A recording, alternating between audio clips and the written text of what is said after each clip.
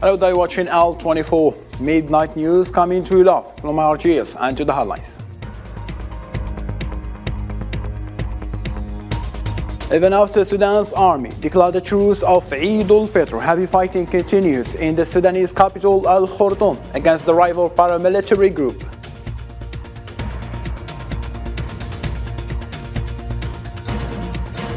The head of the United Nations support mission in Libya, Abdullah Batili, called on all Libyan actors to establish a clear and unified path toward lasting peace and stability in the country.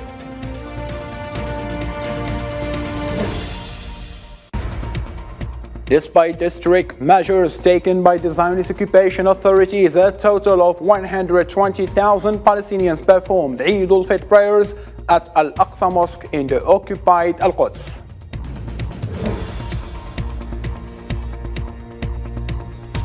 Deputy Prime Minister Dominic Raab has resigned following an investigation into bullying complaint, while the UK government handed over the position to the Conservative Oliver Dowden.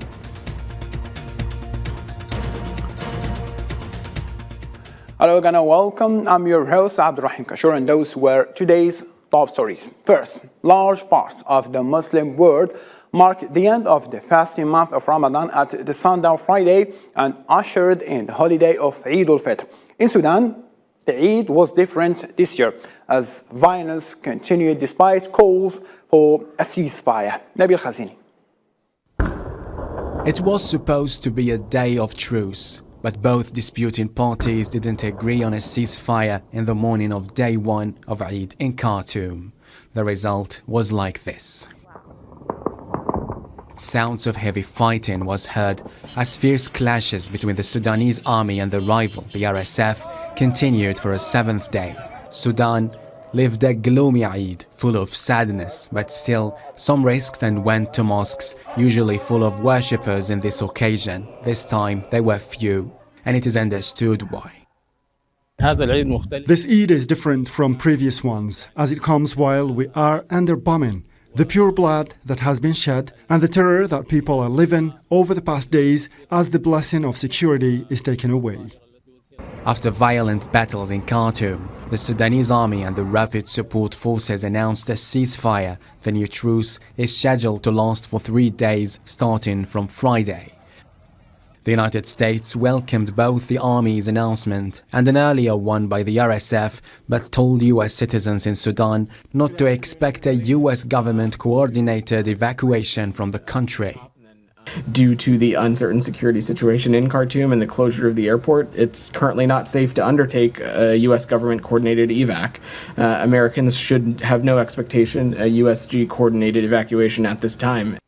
In Sudan, the aftermath of the deadly clashes is so apparent. The violence left citizens in dire conditions. To assist them, the International Committee of Red Cross called for an immediate humanitarian access. Doctors say that there are so many patients who receive treatment on the ground because there are simply not enough beds in hospitals. In same line of thought, the World Health Organization said that 13 people have been killed and over 3,500 injured in Sudan since the intense fighting broke out there 6 days ago. Speaking at the same briefing, UNICEF spokesman James Elder said at least 9 children were killed and at least 50 injured. Elder raised concern regarding the situation of malnourished children, saying that critical life-saving support for around 50,000 children is at risk due to the fighting.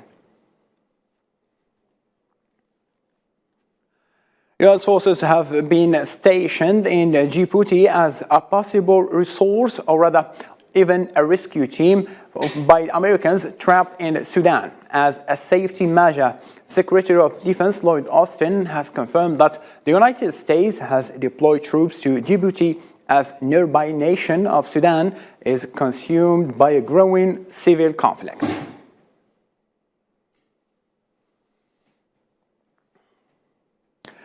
President of the Republic, Mr. Abdelmajid Tebboune, extended on Friday his wishes to the elements of the People's National Army and the constituent bodies, as well as to the personnel of the health sector, on the occasion of celebration of Eid al-Fitr festival. President Tebboune wishes hailed in his message posted on his official Twitter account the tremendous efforts and great dedication of the valiant sons of Algeria. Images of unity, coexistence and openness are reflected on the occasion of Eid al-Fitr in Algeria through the deep-rooted customs and traditions that carry many messages of tolerance, solidarity of the Algerian people with those forced to celebrate the religious holiday away from their home and family. Mohamed Khatou.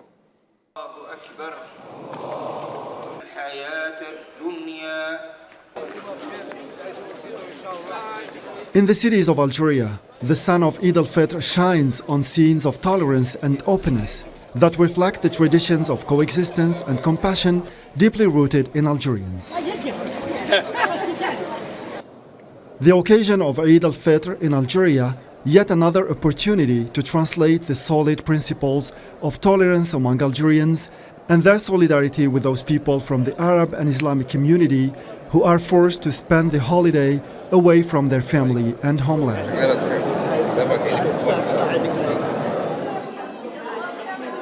Female students who came to Algeria from Egypt, Yemen, Niger, Palestine and other countries seeking knowledge in its universities and high schools. Honestly, the atmosphere here is very special and very pleasant. We feel home. We almost don't feel that we're far from home. We communicate a lot with our families in our mother country.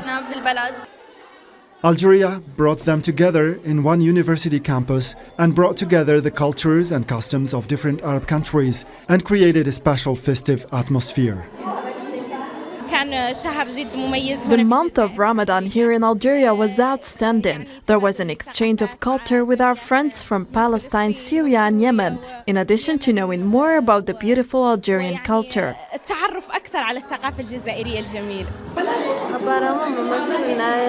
This atmosphere that could ease the homesickness of those students and make them feel home. The joy of Eid in Algeria has a special flavor and warmth that bind the people of the same religion that Algeria has hosted with the utmost forms of hospitality. Within the same occasion of Al-Eid, forms of solidarity among Libyans celebrating Eid al-Fitr holiday confirms the unity of Libyan people amid bitter political and security division that persists despite years of peace efforts. At the end of Ramadan, Muslims worldwide give zakat, a mandatory donation to charity. Amid political divisions, pictures of unity and solidarity were illustrated by Libyans in Benghazi, after the Zakat Affairs Office set up a collection point where residents can donate various grains to be distributed to those in need. Zakat al-Fitr, as known in the city of Benghazi, is the donation of sums of money. Later, some people began donating grains while others continue to donate money. The act of donating food was mentioned in the hadith of the Prophet. People have differing opinions on the form in which zakat should be given, but ultimately everyone has the freedom to choose. Packages of legumes were weighted and stacked at the collection site. Libya's religious authority issued a statement specifying the 2023 Zakat al-Fitr value per person at $5.55 in cash, or 2.25 kilograms of wheat and 2 kilograms of rice, or equivalent amounts of other legumes. Today, by the grace of God, we are distributing Zakat al-Fitr as instructed by the Prophet, peace be upon him. Zakat is the act of giving food as charity in the form of grains, as mentioned in the hadith. Donations are delivered to people in need before Eid prayers, marking the end of Ramadan. Libyans are celebrating Eid al-Fitr holiday and ending their month-long Ramadan fast this year under a bitter political and security split that persists despite years of peace efforts and which made the lives of many people hard. Yet Eid and forms of solidarity between them confirm the Libyan people's unity. In Libya still, the head of the United Nations support mission in Tripoli, Abdullah Batili, called on all Libyan actors to establish a clear and unified process towards lasting peace and stability in Libya. In a congratulations message addressed to the Libyans on the occasion of Eid al-Fitr, Batili renewed the call for the release of all extrajudicial detainees in all parts of Libya, considering this is a decisive factor in building confidence and establishing a comprehensive national reconciliation based on rights. I hope that the joy of Eid after the blessed month of Ramadan will strengthen solidarity for peace and national unity among the Libyan people. On this occasion, I call upon all Libyans' political actors, military and security leaders, notable societal representatives, institutions and authorities to come together in a spirit of compromise for the sake of establishing a clear and unified pathway towards lasting peace, stability and prosperity. I also call on women and youth to seize the occasion of this celebration to renew their commitment to participate fully in the electoral process. Batili also urged all leaders to adhere to the efforts of the United Nations to hold elections before the end of this year. This is also an opportunity to encourage all stakeholders to rally behind the UN's comprehensive approach to enable national elections this year. The people of Libya are eager to turn the page of suffering and division and open a new chapter of peace, stability and prosperity in their country. Let's not fail them.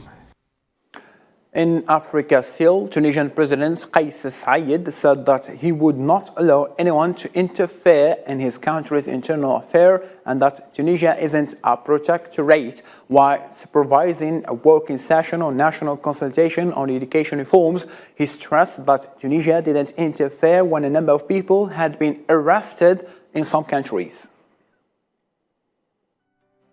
عدد من العواصم أو الجهات.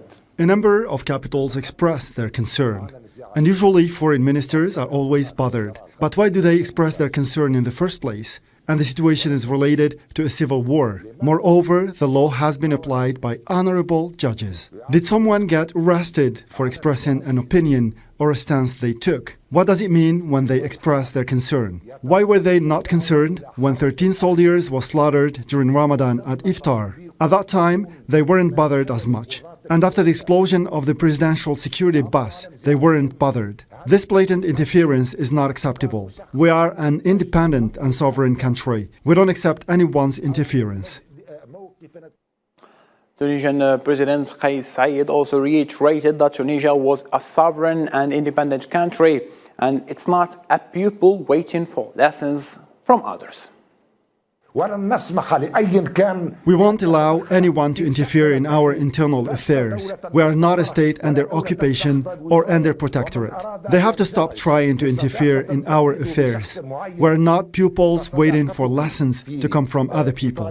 We have not expressed our concern about the number of arrests that have occurred in various countries, including European countries. We express our true and real concern when we're called upon by the duty. But whoever thinks that there is a preferential order for countries, they are illusional. To the Middle East now, over 120,000 Palestinians gathered at Al-Aqsa Mosque in occupied Al-Quds to perform Eid al-Fitr prayer amid the presence of Zionist occupation forces in the vicinity of the Old City and its allies. Hussein Barkan. Despite difficult month of Ramadan, where the Al-Quds citizens faced all form of aggression and violations by the Zionist occupation forces, thousands of Palestinians cheered and praised Allah, hoping for a near victory.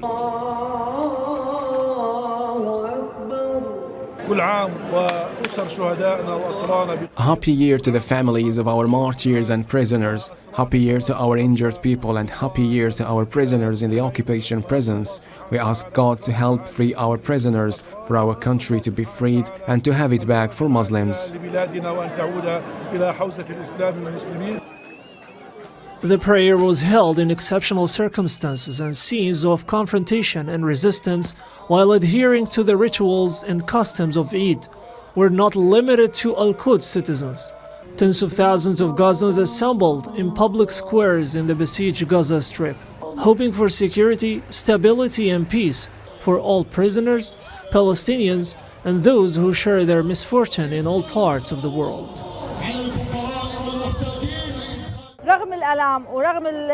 Despite the pain, the escalation that could have possibly happened, and the threats, we thank God our hearts are always at peace. As Palestinian people, our hearts are always filled with faith and peace. Thank God. Ramadan passed and we were really happy, although we were in pain from what was happening in Al-Quds. The struggle and steadfastness of the Palestinians continue against those who robbed their land and violated their rights for decades, disregarding international legality.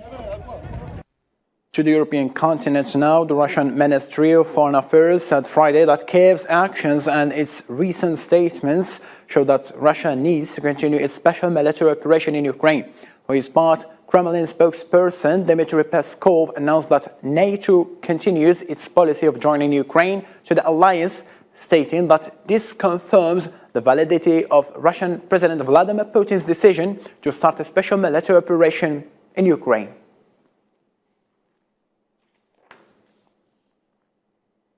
NATO Secretary Jens Stoltenberg today said all members have agreed that Ukraine will join the military alliance, while Russia said that the military operations, or that only the operation is still ongoing until it reaches its objectives. More with Mariam Zian.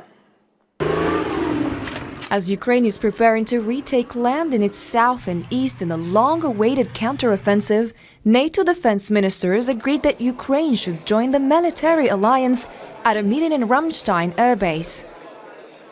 I said in Kiev yesterday that Ukraine's future is in the Euro-Atlantic family, and all NATO allies have agreed that Ukraine will become a NATO member.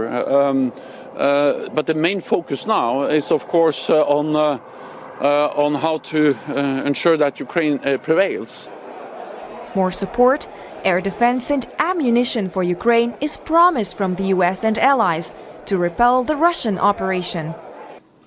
Now, at today's contact group meeting, we'll focus on three key issues: air defense, ammunition, and enablers.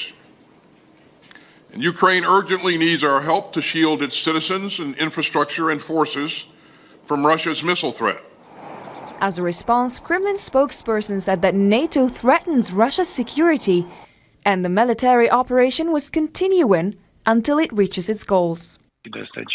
Yet again, all these facts demonstrate to anyone who is even to the slightest extent inclined to use their own mind that the President's decision to launch this military operation was the correct one. It has taken into account the interests of the Russian Federation and the necessity to ensure its own security. We are dealing with an aggressive bloc which considers our country to be its enemy and infringes on our country's security. Despite massive Western help to Ukraine since the beginning of the war, Kiev is still asking for more weapons and quicker supplies, while Moscow renews warnings to NATO. More than a year after the Ukrainian war broke out, the question on how it will last is still raised.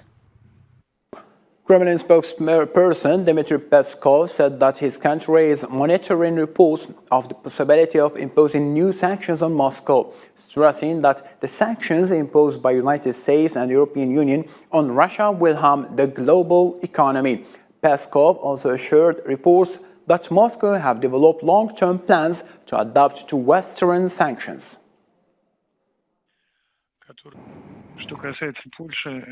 Certainly, we take into account that both the US and the EU are actively considering new sanctions.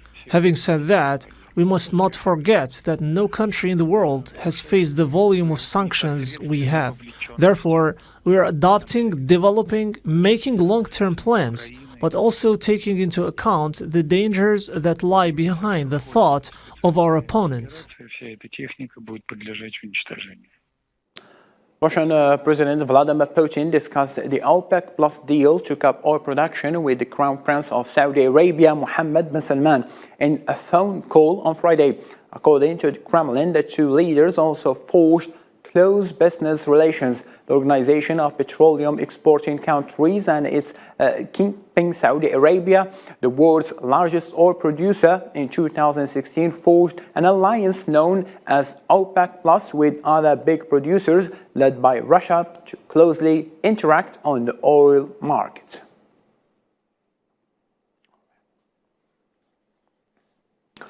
Chinese Foreign Minister Qin Gang said on Friday that both sides of the Taiwan Strait belong to China and that Beijing has the right to uphold Taiwan's sovereignty. Wang made the remarks in response to certain countries' claims regarding China's Taiwan region.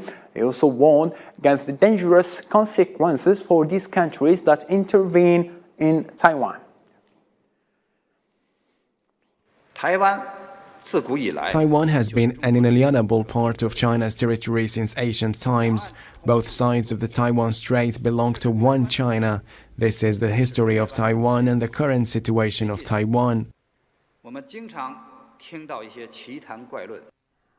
Turkey has started the distribution of natural gas from the Black Sea coast to the mainland. President Recep Tayyip Erdogan marked the occasion by lighting a torch during a ceremony held at the port of Filyus in northern Turkey. The country plans to produce 10 million cubic meters of natural gas per day from 10 wells in the Black Sea in the first phase and 40 million cubic meters per day from 40 wells in the second phase. North Korea rejected the Group of Seven's call to ease further nuclear tests or missiles launches with Foreign Minister Cho Son-hui denouncing the statement as an attack on the country's sovereignty. We reaffirm that North Korea's status as a nuclear power is final and irreversible, despite the G7's attempts to curb its nuclear weapons program.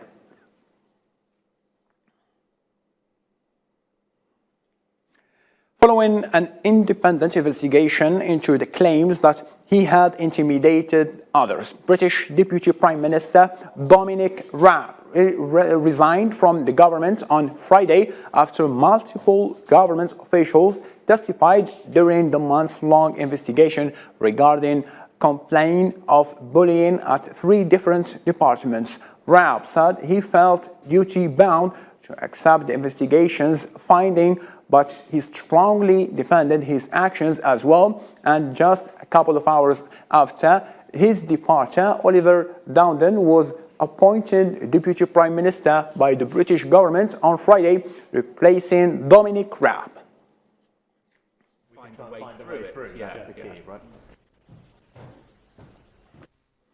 Now, closing our news bulletin with sports event in one of the greatest games of the season. Arsenal draw again with Southampton for the 3rd time in a row, and they leave Manchester City firmly in driving seat for the title. Arsenal struck twice in the final few minutes, but could only draw 3-3 with relegation threatened Southampton as they let 2 more crucial points slip away in the Premier League title race. And now, with 2 games left for Manchester City, Guardiola's men have an open door toward the lead with 1 point ahead before the game that gathers the 2 teams that will definitely deliver the Premier League title winner for 2023 season.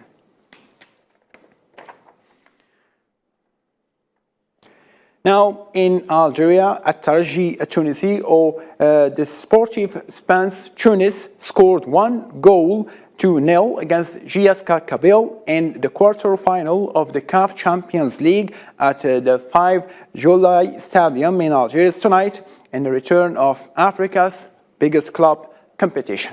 To this end, ladies and gentlemen, thank you ever so much for being with us in this news bulletin. For more updates, you can follow our social media platform as it is shown in screen. And all I can say at the end, take care of yourself and good night.